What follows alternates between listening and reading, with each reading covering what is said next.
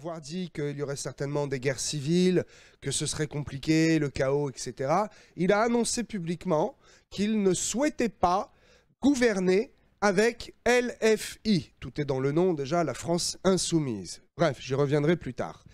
Il a lui-même dissous l'Assemblée nationale parce que les Français ont massivement fait leur choix à droite d'élire M. Bardella comme étant eurodéputé. Il a fait un choix qui nous a surpris et qui, aujourd'hui, est expliqué par les médias avec la probabilité de cet article 16. N'en déplaise à quelques-uns qui ont eu de drôles de commentaires sur YouTube et Facebook et autres médias, je ne suis pas là pour vous faire peur, pas du tout. Je suis là en tant que pasteur, et le pasteur annonce et dénonce, comme un berger qui protège ses brebis. Je suis là et je dis, attention, il y a un trou dans la clôture. Chers brebis, chers partenaires, chers frères et sœurs en Christ, attention, je ne dis pas ayez peur, mais je dis faites attention, il y a une possibilité. Et je rajouterai que je me suis exprimé il y a plus de 2 semaines sur ce sujet, au moment où aucun média, absolument aucun média, aucun journal n'avait vu le truc venir et ne l'avait annoncé. Certains diraient « Oh, esprit prophétique ». Je dirais simplement esprit de discernement, parole de sagesse. Donc, n'ayez crainte, mais sachez que, eh bien, tout est possible et nous sommes au bord d'un basculement pour notre pays, pour notre société, nos églises et même nos vies personnelles. Alléluia. J'ai titré en 2e titre « Les divers gauches hypocrites ». Oh, pasteur, tu ne peux pas juger. Ce n'est pas un jugement, c'est un constat que je fais en vous donnant ces nouvelles, les news. Il est écrit quelque part dans un livre très connu, n'est-ce pas? Ce même jour, ils devenaient d'ennemis qu'ils étaient.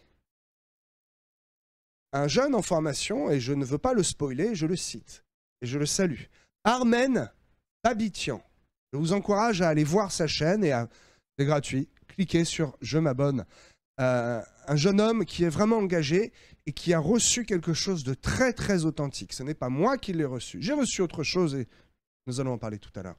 Il a reçu cette parole et il s'exprime sur une vidéo d'à peu près 10 minutes que j'ai relayée sur Facebook.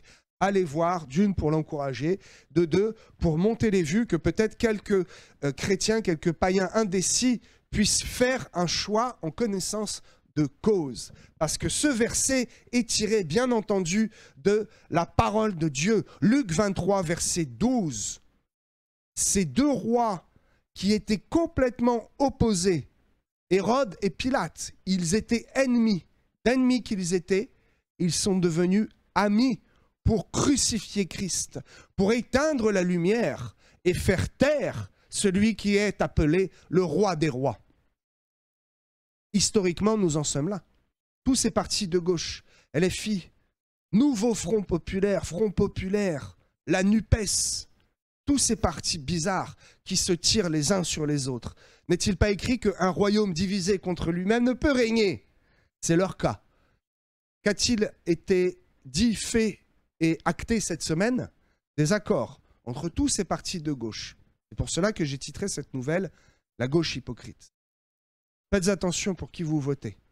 Ce sont eux, Hérode et Pilate, qui s'allient pour faire barrage, comme ils disent. À quel extrême? Il n'y a qu'un seul extrême et il se situe à gauche. Pour rappel, le fascisme est un mouvement de gauche. Sujet suivant, à propos de la baignade dans la Seine. Un sujet qui nous fait rire, mais lorsque l'on connaît le budget, vous le connaissez, j'en ai déjà parlé dans les news, d'1,6 milliard d'euros. J'aurais tellement préféré envoyer ça au Gabon, n'est-ce pas? Bref. Donc, il y a enfin un plan B, parce que l'État reconnaît qu'il est possible que ces 1,6 milliard n'aient servi à rien, et que la baignade ne soit toujours pas autorisée pour nos chers athlètes. Il y a donc enfin, publiquement, un dirigeant qui prend la parole et qui dit, voilà, bon, il y a un plan B. Donc, il s'agirait d'aller nager dans le bassin qui servirait, voilà, au canoë et à l'aviron à Vaires-sur-Marne. Waouh, super. Personnellement, il a fallu que je vous donne cette nouvelle parce que je vous en ai parlé, mais cette info me passe un peu par-dessus la tête. Et je vous poserai simplement une question un peu humoristique. Où est la flamme aujourd'hui? Où était-elle hier? Personne n'en a rien à faire. Malheureusement, cette édition des Jeux Olympiques en France dénote de l'état moral et politique de notre pays où personne ne s'occupe de cet événement qui, il y a encore 10 ans, 15 ans, était vraiment un événement de liesse populaire. Dans ma jeunesse, l'Euro, je n'ai jamais été pour le foot, mais le mondial de foot, l'Euro, les Jeux Olympiques dans n'importe quel pays étaient un moment de joie, de liesse populaire, de fête, de feux d'artifice. Où est passée toute cette émotion aujourd'hui alors que nous accueillons dans notre propre pays ces Jeux Olympiques? Il n'y en a plus. Tout cela parce qu'à la tête du pays, il y a un homme. Et je vous parlerai de comment fonctionne la politique selon la Bible une fois que j'aurai terminé les news. Alléluia. En Seine-Maritime, dans la commune précisément de Saint-Aubin-Épinay, il y a eu quelque chose, une tentative incroyable. Une exposition satanique dans une église catholique. Heureusement, le diocèse s'y est opposé. Quelques catholiques qui ont vraiment une foi ferme s'y sont opposés. Et heureusement, au tout dernier moment, la mairie a annulé l'exposition. Quoi qu'il en soit, les objets sataniques étaient déjà disposés dans cette église catholique. L'État s'est excusé, parce qu'effectivement, ce sont des politiques et il ne faut froisser personne en cette période tendue d'élection. Toutefois, j'ai vu, j'ai entendu, j'ai recueilli quelques commentaires tellement étonnants de riverains qui disent que finalement, ce n'est pas mal, qu'ils sont pour et que dans cette exposition, eh bien, il n'y a aucun mal et l'église est un lieu public et n'importe qui peut y faire n'importe quoi. Mot pour mot, c'est ce qui a été dit. Il est écrit dans Ésaïe chapitre 5, verset 20. Malheur à celui qui appelle le mal bien et le bien mal. Mes amis, nous sommes dans cette fin du temps. C'est un signe. Nos concitoyens, les païens, ne discernent absolument plus le bien du mal. Sujet suivant. Cet après-midi, une manifestation était prévue devant l'Assemblée nationale. Forcément, je vous laisse deviner de quel parti est issue cette manifestation. Parti rouge, rouge profond, n'est-ce pas? Ceux qui veulent faire croire qu'ils sont pour une liberté, mais qui sont issus du mouvement fasciste. La France insoumise est ce mouvement qui se déclare antifa, anti-facho. Il voulait faire une manifestation devant l'Assemblée nationale en lutte contre le Rassemblement national. Où avez-vous vu des partisans du Rassemblement national manifester contre l'autre parti? Ça n'existe pas, ce sont des gens de paix. On leur met une étiquette de violence. Les seuls violents, ce sont les antifas.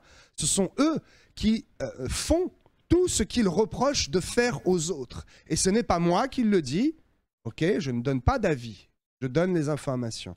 C'est l'État et le gouvernement général qui a dit on ne peut pas donner cette autorisation à ces gens qui sont violents, qui sont discriminants et qui posent à chaque fois des problèmes de sécurité parce qu'ils cassent absolument tout ce qui se trouve sous leur passage.